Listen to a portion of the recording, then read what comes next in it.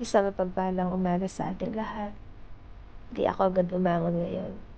Alam mo ba, gusto ko lang munang damihin yung comfort ng higaan. Nandito na kasi ako sa point ng life na hindi na nagmamadali. Wala nang stress, wala nang hinahabol ng mga hectic na deadlines. Gentle reminder, there comes a point in life that you don't need to rush anymore. A season of life where slowing down becomes wisdom and not a weakness. Where peace becomes a priority, not a luxury. And gradually, I'm going back home to myself. No pressure, no pretensions, no need to prove anything.